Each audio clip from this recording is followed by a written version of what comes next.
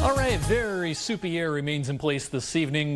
Dew point temperatures have been in the 60s to around 70 all day today. The heat index peaked officially at the airport in the lower and middle 90s. I think these heat index numbers can be a few degrees higher than this on our Tuesday. I was up at Geneva on the lake and around the Ashtabula area over the weekend. It was very dry up there. A lot of crunchy brown yards up there. That's where we have the biggest departures from average in terms of rainfall over the last 30 days. But even in our viewing area, it's gotten a little bit dry over the last few weeks, especially from Warren to Niles and around Youngstown. That's kind of the driest spot when we look back in the last 30 days. But even in areas outside of that zone, it's getting a little bit brown in some spots. It's certainly not, it hasn't been as wet as it was earlier on this summer and into late spring. In the meantime, we are dry. We are still sunny here in Boardman on our Briarfield Healthcare Center's weather camera, but some interesting weather off to our north and west. Some heavy thunderstorms blew into Cedar Point and moving through the Cleveland area right now. This is all sub-severe, but there's quite a lightning show with us.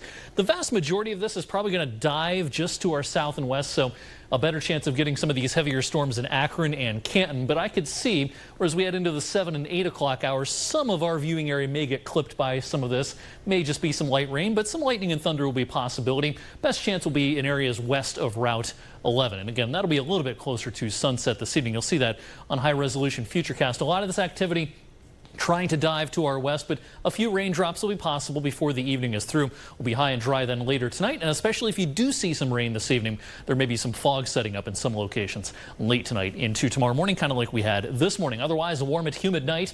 We'll drop into the upper 60s to around 70. We'll lose any fog that's out there pretty quickly by midday tomorrow, and we're looking for lots of sunshine, and it's going to feel like Florida once again with temperatures getting into the lower 90s. The heat index probably middle 90s, maybe even approaching 100 in some spots. So the actual air temperature about 91 tomorrow afternoon. Should be our 10th 90-degree day so far this season. We may have our 11th 90-degree day so far this season on Wednesday, because this front really doesn't move in until Thursday. So Wednesday, still very hot day with plenty of humidity, maybe a stray late day shower or a thunderstorm. Higher rain chances in our forecast for Thursday, though, with this front sinking in.